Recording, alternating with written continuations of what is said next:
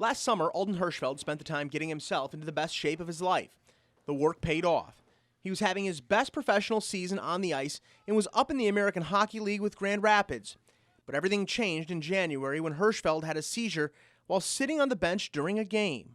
Leading up to that point, it was obviously, the best start of the season I'd had, and, I was just loving every second of it.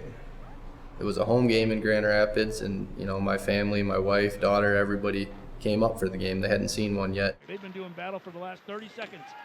Now Louis-Marc Aubry picks up a loose puck, plays it out in front of him. I had an assist, we were winning, I was all excited, and then next thing I know, I woke up and I was at the hospital. Alden had a seizure on the bench. He has a past history of seizures. It's never happened during a game, but he's at the hospital right now with his family. His family's in town, and he's stable, and he's going through further testing.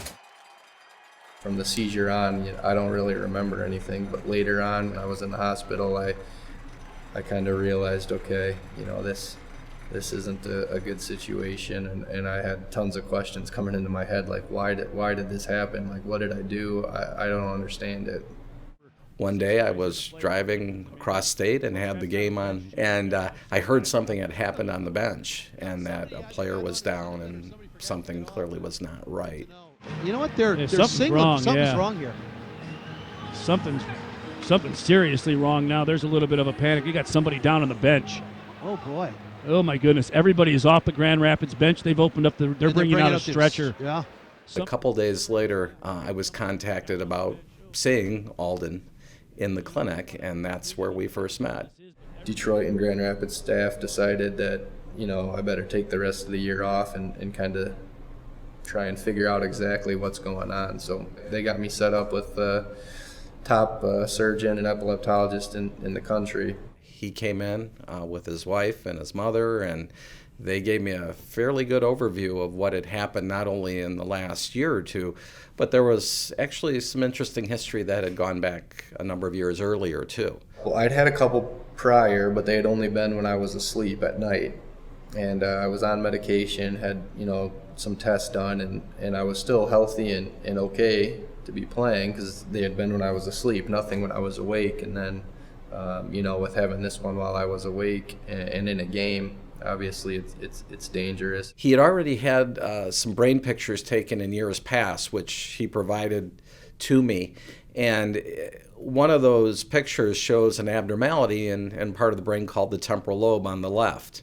Probably something he had been born with, a few abnormalities he'd been born with that looked like it might be an area where the problem started.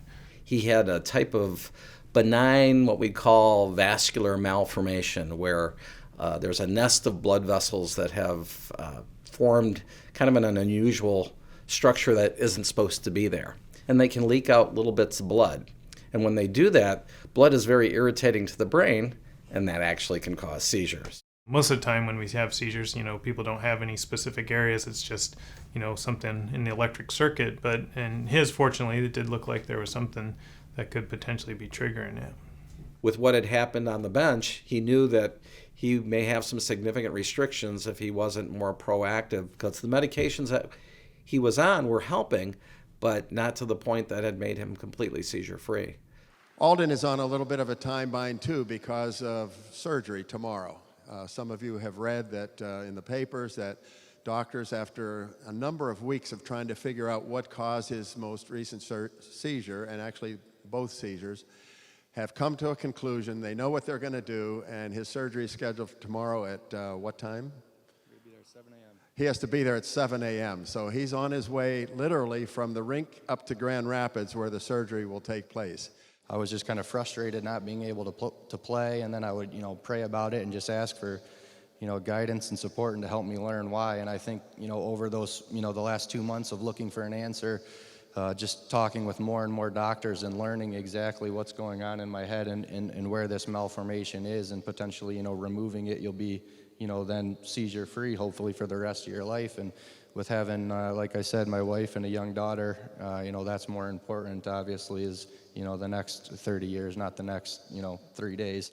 He clearly loves playing hockey, and he had a perspective, well, This was not something I wanted to happen on the bench, and I want to do whatever I can so I can get back out on the ice and not have this problem. In his specific situation, the area of concern was deep in the brain, so there's a lot of tissue they had to go to get through to get there, but it's also the area of the brain that involves memory and personality.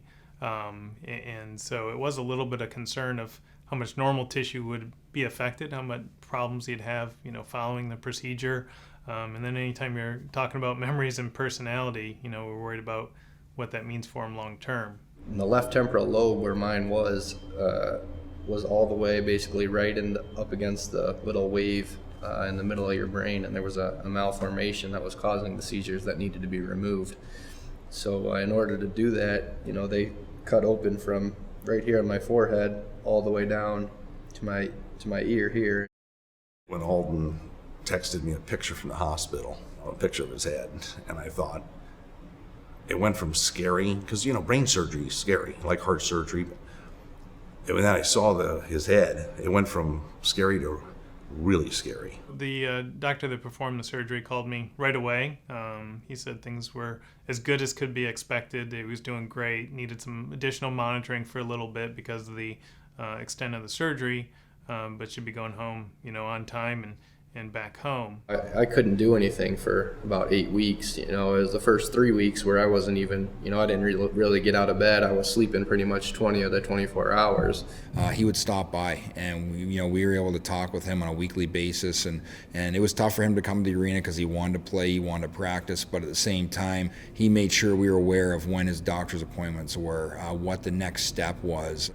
And I never forget when Alden came back to start to work out again. And I'm not going to lie to you, very uneasy. I wanted to really what we call crawl, walk, run. Well, I wanted to crawl, crawl, crawl.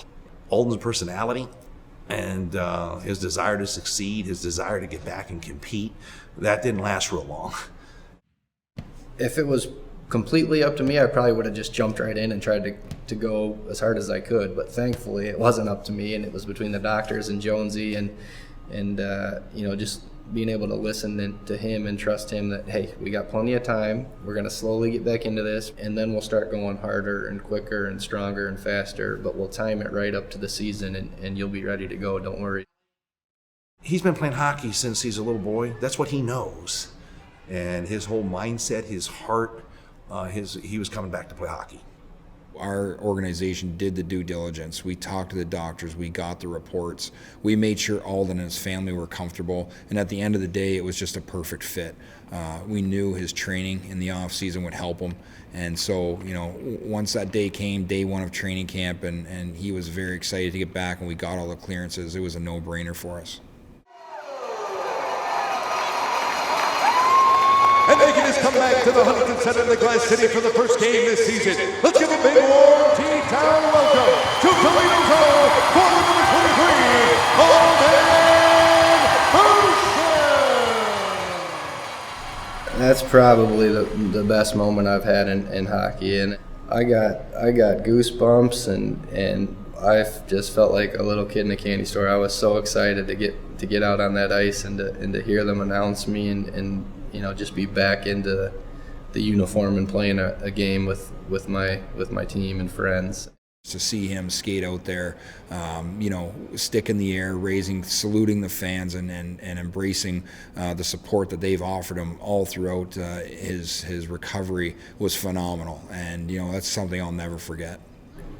I couldn't have been more thankful from that. I felt just so blessed to be able to get back out there and just have so much love and support from the fans.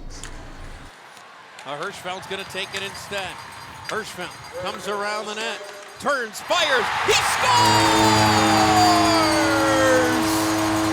Alden Hirschfeld ties the game! When he wants something, he goes and he gets it, and he gets after it quick.